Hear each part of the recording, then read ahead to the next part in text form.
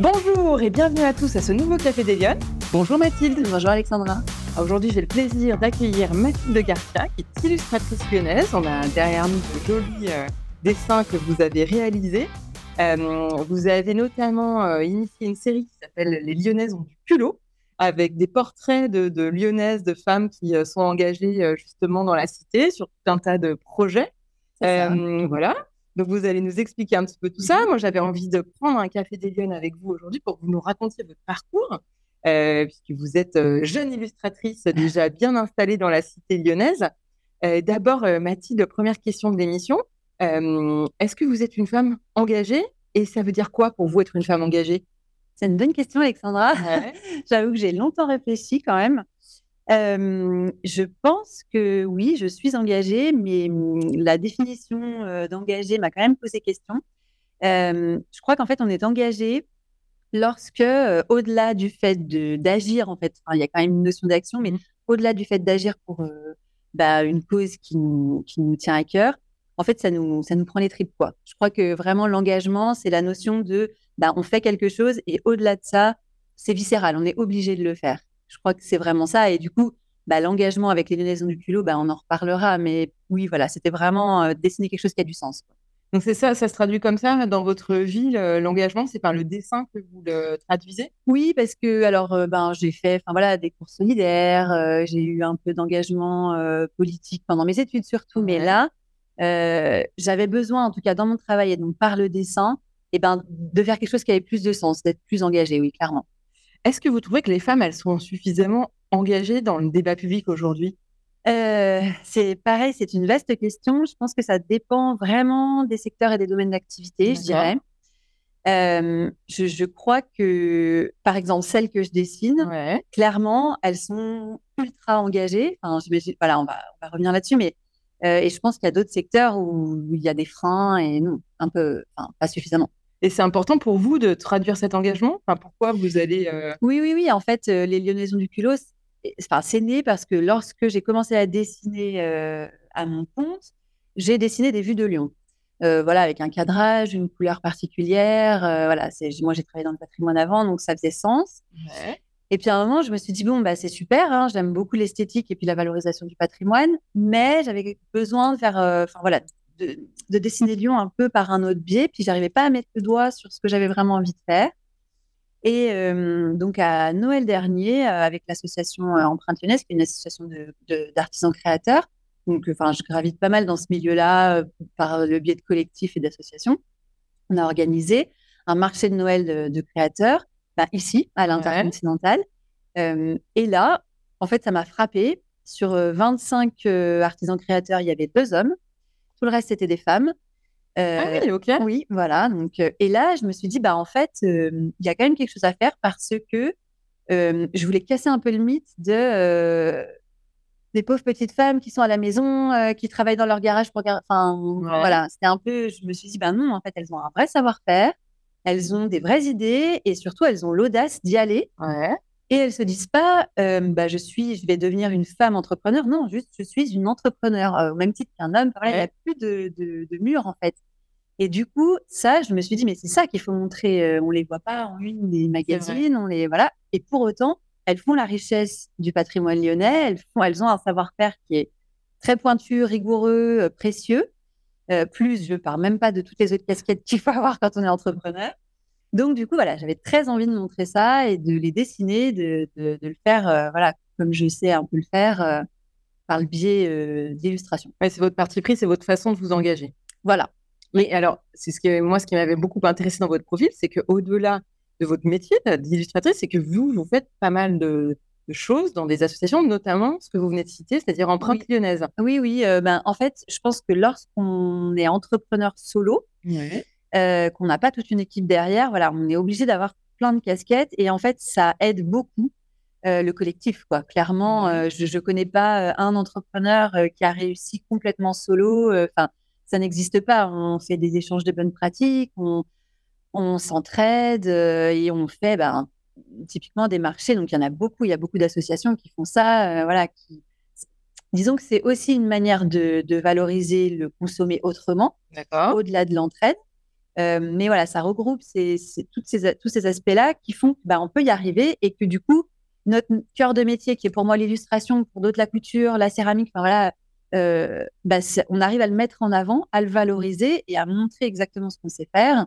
Donc oui, faire partie de collectif, je pense que c'est vraiment le lot de tout entrepreneur. Et vous, j'ai un peu le sentiment que vous faites partie d'une génération qui fait un petit peu, qui donne ses lettres de noblesse à nouveau à tout l'artisanat lyonnais, parce que justement, vous êtes entouré vous avez trouvé, je ne sais pas comment vous êtes rencontrés, mais en tous les cas, vous avez fédéré avec vous beaucoup de pépites, vous les citiez, mais qui sont dans plein de métiers, notamment tous les nouveaux métiers du textile, le numérique. Oui. En fait, alors, il y a plein de biais. Donc, être dans des collectifs. Moi, par exemple, j'ai un bureau en coworking au Textile Lab, qui est donc un espace de coworking dédié au textile et aux innovations textiles.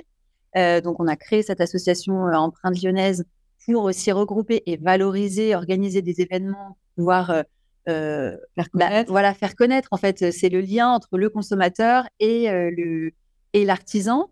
Je crois qu'aujourd'hui, il y a vraiment cette envie, mais ça fait quelques années, on n'a rien inventé finalement, mais il y a vraiment cette envie de reconsommer local et de se rendre compte que juste à côté, comme je disais, on a des pépites. Donc, autant les connaître, les faire connaître. Parfois, c'est un peu ce qui peut manquer parce que c'est compliqué de tout gérer. Enfin, je veux dire, quand on a de la production, voilà, on dit toujours qu'un entrepreneur, il a un temps de production, un temps de tous les à côté. Et en fait, c'est le ratio, c'est pas 90-10 dans le temps passé, c'est pas du tout ça. Donc, du coup, voilà, tous ces aspects-là, si on peut s'aider, si on peut les aider à les valoriser, faisons-le. Mais la particularité, c'est que vous avez beaucoup de femmes autour de vous. Enfin, moi, j'avais l'impression que l'empreinte lyonnaise, c'était quand même beaucoup de femmes. Vous l'avez dit un petit peu tout à l'heure. On est 3 déjà au bureau, 3 femmes. Et effectivement, il y a beaucoup de femmes. Et c'est un petit peu ce qui m'a frappée, et c'est pour ça que j'ai voulu aussi un petit peu les dessiner, c'est de dire, en fait, elles n'ont pas peur d'entreprendre. Allons-y, j'ai envie de faire ça, je le fais. Alors effectivement, il y a toujours des peurs, il y a toujours ce fameux syndrome de l'imposteur, mais finalement, il n'y en a pas une. Voilà, il existe, c'est vrai. Il y a toujours le « est-ce que je vais y arriver ?» Mais finalement, au bout du compte, toutes celles que j'ai rencontrées, toutes celles que je dessine, elles y sont toujours arrivées. Il y a toujours eu un moment où, et sans forcément qu'on les prenne par la main. Je veux dire, elles ont trouvé les clés, soit en se fédérant, soit par d'autres biais. Mais voilà, oui, en effet. Donc, c'était ça aussi l'idée, c'était de montrer que les femmes y arrivent. Et y arrivent sans se catégoriser, enfin, en tant que femme, je veux dire entrepreneur, mais juste entrepreneur. Et voilà, que oui, c'est un milieu où il y a beaucoup de femmes qui ont fait leur trou, quoi. Et alors, dans votre secteur d'activité, pour en parler, donc le dessin, le design, il y a beaucoup de femmes aujourd'hui qui sont des métiers d'indépendants. Oui, c'est des métiers d'indépendants. Il y a beaucoup de femmes, il y a beaucoup d'hommes. Je ne connais pas le ratio, mais voilà, il y a, je ne sais pas s'il y a peut-être plus de femmes, mais je ne suis pas certaine. Peut-être qu'il y a plus de femmes illustratrices, plus d'hommes graphistes, je ne sais pas exactement, mais je pense que ça se vaut. Et alors, vous, on va parler de votre parcours. Quand vous étiez petite, vous vouliez faire quoi plus tard, quand vous seriez grande? Du dessin. C'est vrai? Oui, non, franchement, j'ai toujours dessiné. Puis j'ai grandi dans une famille, enfin voilà, ma maman me faisait dessiner, mon papa faisait de la photo, voilà, on était quand même très, très artistes. Et puis après, j'ai aussi eu la chance d'avoir des parents qui m'ont pas dit non, mais le dessin, c'est pas un métier, en fait. Donc voilà, ils m'ont toujours poussé. Donc après, j'ai pris d'autres voies. Enfin, j'ai travaillé, en fait, dans les musées, au départ, aux collections. Donc, mais attendez, avant de faire les collections, comment vous arrivez là? Vous faites quelle étude? Alors, j'ai fait des études d'histoire de l'art. D'accord, ok. Voilà, Sciences Po Histoire de l'art. Donc, vous étiez à Lyon? Donc, j'ai fait à Lyon mes études de Sciences Po et à Grenoble Histoire de l'art. D'accord. Et puis, j'ai commencé du coup en stage, puis à travailler dans des musées à Grenoble. Et puis ensuite, à Lyon. Donc, à Lyon, je suis passée par le musée Gadagne et le musée des Hospices Civils qui était ici. Donc, à Lyon, on a déménagé les collections. Mais là, vous travaillez en tant que quoi dans le patrimoine? Alors, oui. En tant que dessinatrice? Non, pas du tout. Là, c'est vraiment c'est de la conservation de collection donc, et de la valorisation. Donc, j'ai beaucoup travaillé aux expositions temporaires, moi. Ah oui, donc c'est votre premier métier, ça? Oui, voilà. Ça, c'est mon premier métier. Et puis après, petit à petit, j'ai fait du graphisme, surtout au départ, en travaillant, toujours en étant salariée. Et puis, un peu d'illustration. Et en fait, il y a eu un moment où c'était pendant le confinement où du coup, je dessinais toute la journée. Et je me suis dit, bah non, en fait, c'est ça que je veux faire Ah, tout c'est le vrai, temps. donc vous aussi, c'est le confinement qui a été le Ouais, déclic? ouais, ouais. Le confinement vraiment révélateur de se dire, en fait, oui, oui, j'ai Ce qu'il y envie. a au Ça fond de y est. vous, c'était ça. Ouais, ouais, ouais. Allons-y. Et alors là, OK, on se dit: «Allons-y», mais on fait quoi? Ça, on fait quoi? Alors, j'ai eu la chance de partir avec deux, trois clients, mais surtout en graphisme. Ouais. Et puis, petit à petit, je me suis dit, ben non, c'est vraiment l'illustration que j'ai envie de faire. Donc, j'ai suivi. Alors quelle est la différence pour les Alors, le graphisme, c'est de la mise en page, enfin, de la création. On me taperait sur les doigts si je dis ça, parce que c'est pas uniquement ça. Mais voilà, c'est plutôt de la création graphique, c'est plutôt de la mise en page. Voilà. d'accord, On va créer un logo, on va créer une charte OK. graphique. L'illustration, c'est illustrer un propos, illustrer une Donc c'est idée, créer un dessin. voilà, créer un Bon, dessin. d'accord. Et donc voilà, c'était plus voilà, ça que j'avais envie de faire. Comment on fait? On sème des graines en fait. D'accord. C'est vraiment ça qui s'est passé. Pendant un temps, je me suis dit, tant pis si j'ai pas de contrat rémunéré, parlons clairement. Enfin Ouais. voilà, c'est pas un gros mot de parler Ouais, d'argent, bien c'est sûr, au vraiment contraire, attention, c'est le hein, nerf il de la faut guerre. apprendre à en parler. Voilà, exactement. Donc je me suis dit ça, je me suis dit, pendant un temps, je sème des graines un peu partout. Et finalement, ça a fini par payer parce que les gens vous connaissent et puis petit à petit, les gens parlent entre eux. Et puis j'ai dessiné en fait au départ Lyon. Oui, Donc c'est un peu avec comme une ça. vraie patte, hein. Vous avez c'est ce que vous disiez tout à l'heure, mais il y a un cachet particulier à vos dessins et on les reconnaît. Oui, merci, c'est bien, c'est génial. Quand on dit ça à un illustrateur, c'est parfait. En fait, l'idée, c'est que j'avais envie de représenter. Enfin voilà, moi je suis team couleur à fond. Ouais, Donc je voulais vraiment avoir des couleurs vibrantes, enfin voilà, qu'on reconnaisse effectivement, qui me ressemblent. Et puis des cadrages un peu particuliers. Là, on d'accord. voit les toits de l'Hôtel Dieu. Voilà, j'ai représenté aussi l'Hôtel Dieu vu du quai d'en Oui, face. tout à fait. Voilà, mais c'est pas ma préférée parce que je préfère voilà un peu des détails ou des Au points de vue début qu'on a voilà, moins qu'on a moins l'habitude de voir. l'habitude de voir. Et en fait, ces illustrations-là m'ont apporté mes premiers contrats. Parce que D'accord, j'ai travaillé avec la société Lyon Confiance qui refait tout le quartier de Confiance. J'ai d'accord. travaillé avec Olivier Lyon, avec l'hôtel, Donc vous vous faites Intercontinental. connaître, vous faites vos dessins et vous Voilà, les envoyez, vous les proposez, voilà. C'est vraiment ça que j'ai fait au départ. Je les ai postés sur mes réseaux sociaux et puis j'ai fait des campagnes de démarchage, hein, clairement. d'accord. Voilà. Et puis ça a payé petit à petit. Voilà, j'ai commencé à travailler surtout donc dans la valorisation du patrimoine. Ah oui, ça reste Voilà, quand même au votre départ, fil. voilà, c'est vraiment ce que j'ai fait au départ. Et puis, petit à petit, il y a d'autres types de dessins qui ont émergé. Mais voilà. Ouais, ouais, c'est rigolo. Et alors comment vous en arrivez à dessiner des femmes après? Alors, j'ai commencé à dessiner les femmes parce que je trouvais très important, très intéressant plutôt de faire des portraits. Enfin, Ouais. voilà, je trouvais ça super chouette. Euh, Donc vous arrivez à passer de l'un à l'autre parce que ça n'a rien à voir de dessiner de l'architecture et des oui, portraits? oui, oui, mais alors, il y a des choses que j'ai beaucoup plus de mal à faire. Par exemple, en ce moment, j'ai plus de mal à dessiner l'architecture. Voilà, Ah OK, ouais, ouais, c'est vraiment un peu des vous êtes périodes, comme Picasso, vous avez vos périodes. disons ça. Oui, oui, mais j'en fais encore parce que je fais des prestations pour la valorisation du patrimoine, mais un peu plus de mal. En ce moment, c'est plus les portraits. Ouais, Par exemple, je fais pas d'illustration jeunesse aujourd'hui. d'accord. Voilà, donc c'est vraiment, je me cantonne un peu à ces deux types-là qui sont déjà quand même pas mal. Je fais aussi pas mal d'illustrations de, de gastronomie. D'accord. Voilà. Euh, et donc, les portraits, j'en avais fait deux, trois. Et puis, en fait, c'est vraiment les raisons du cul. Voilà, là, je me suis dit, allez, j'avais des idées, j'avais envie de représenter, voilà, vraiment juste le portrait. Et surtout, ce qui est intéressant dans le portrait, c'est que en fait, l'illustration permet d'aller au-delà de. Enfin, on peut imaginer plein de choses D'accord. avec la couleur, avec le cadrage, avec voilà, et on fait passer, exactement comme dans la photo, on fait passer une émotion, on fait passer voilà, mais avec l'illustration, on peut un petit peu plus partir dans ses rêves, quoi.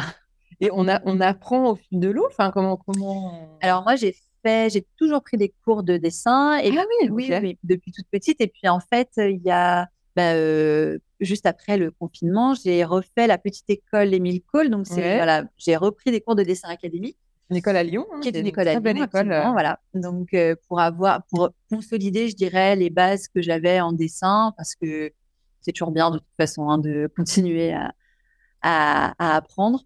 Donc voilà, j'ai refait le dessin académique qui est très, très, très, très scolaire, on dirait, mais qui en fait, on dit toujours qu'en danse, il faut commencer par la danse Oui, classique. c'est Là, c'est vrai. un peu le cas aussi. Voilà. Ça permet quand même d'arriver à dessiner une main sans trop galérer, quoi. Mais alors, les Lyonnaises ont du culot. Vous trouvez comment le nom parce que c'est très engagé, là, pour le coup, Oui, comme intention. oui, oui, oui. Alors, c'est vrai que j'avais au départ pensé à Lyonnaise culottée. J'aimais bien ce mot de culot parce que c'était vraiment ça. Je trouve que c'est au-delà de l'audace, en fait. C'est vraiment. C'est un cran dessus. Voilà. Je trouve que et puis, je voulais cette notion d'agir. Donc, je voulais le verbe, en fait, ont du culot plutôt que Lyonnaise culottée, qui était plus un état. Pour montrer que en fait elles agissent tous les jours, qu'elles ont entrepris, qu'elles entreprennent, qu'elles sont engagées. Enfin voilà, c'était vraiment. Donc après les Lyonnaises, ça découlait naturellement parce que je voulais continuer à dessiner Lyon, valoriser Lyon. Donc voilà, c'était voilà. Et donc du coup, vous en avez fait une exposition.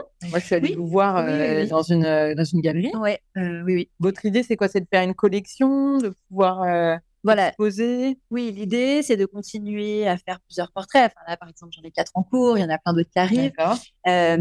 Et ensuite, effectivement, c'est voilà, d'exposer dans un maximum de lieux possibles pour les montrer, pour en parler, parce qu'en fait, lors d'une exposition, et c'est aussi le cas sur le site internet, on a le portrait et puis leur histoire. Il y a un petit pitch sur qui elles sont, ce qu'elles font, ce qu'elles ont fait, ce qu'elles vont faire, voilà, pourquoi elles ont entrepris aussi, ou pourquoi elles sont engagées, et leur définition de culot, d'engagé. Voilà, c'est aussi intéressant d'avoir. Alors, en fait, c'est un café des Lyonnes, mais dessinable, en fait. Exactement, c'est ça. Voilà. Qu'est-ce qu'on n'a pas encore dit?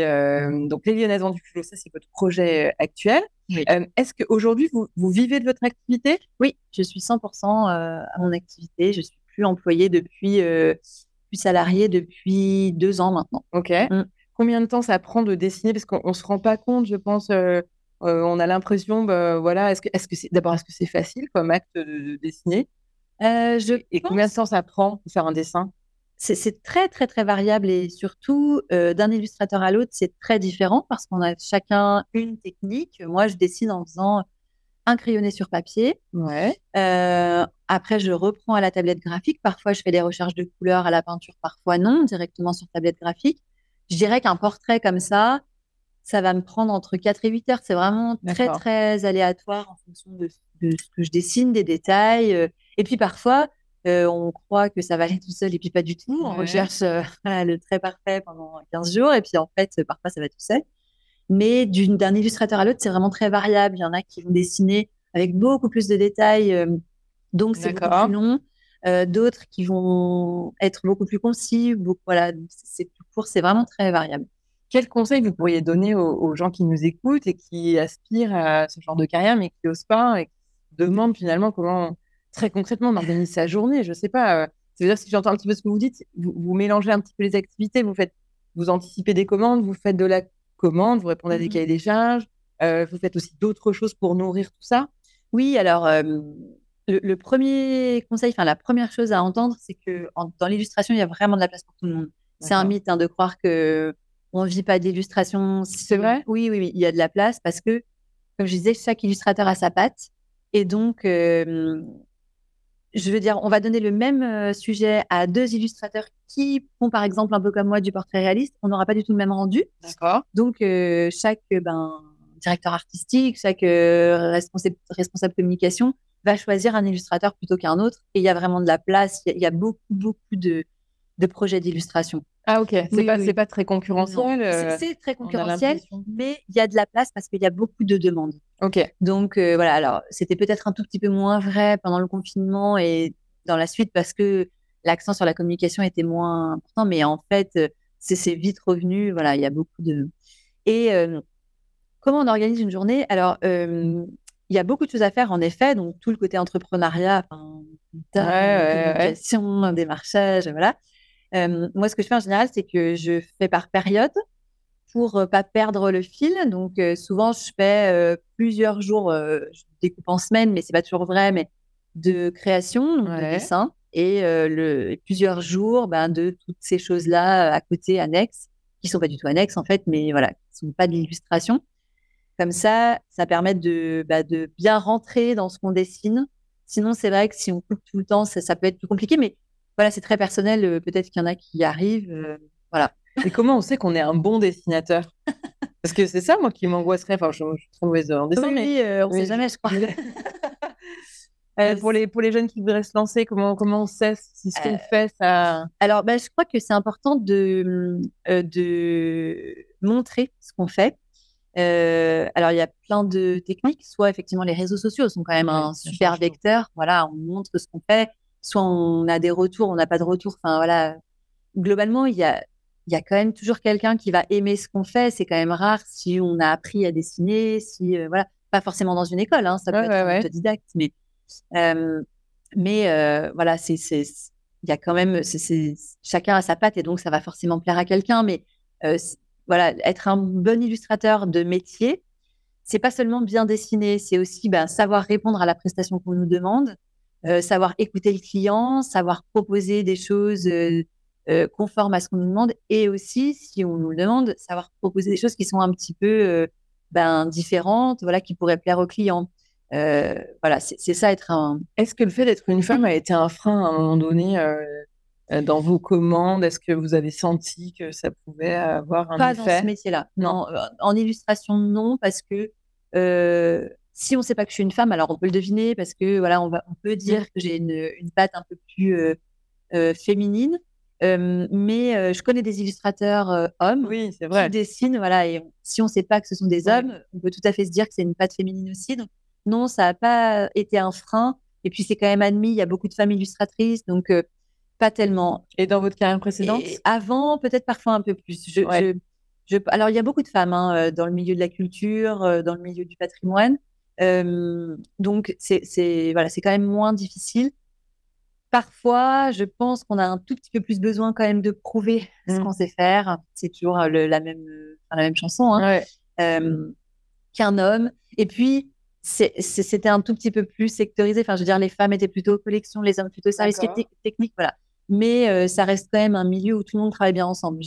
Et dans votre parcours, vous avez été aidée plutôt par des hommes, par des femmes, pour passer des étapes? Moi, le hasard a fait que c'était plutôt des femmes, mais il y a beaucoup d'hommes aussi. Donc, c'était plutôt un hasard, mais c'était plutôt des femmes. À Grenoble, l'ancienne directrice du musée Hébert, là où j'étais, était vraiment super, très qualifiée. Mais juste avant, c'était un homme. Ça aurait très bien pu être lui. D'accord. Et à Lyon, c'est pareil. Alors, tant mes profs de dessin que... Alors, ce que je dis n'est pas tout à fait vrai, parce qu'il y a un homme avec qui j'ai travaillé, qui est Alban Horry, qui est céramologue à Lyon, qui est le céramologue de l'époque moderne sur la région Rhône-Alpes-Auvergne, qui m'a prise en stage, qui m'a beaucoup aidée. Et lui, voilà, c'est un homme.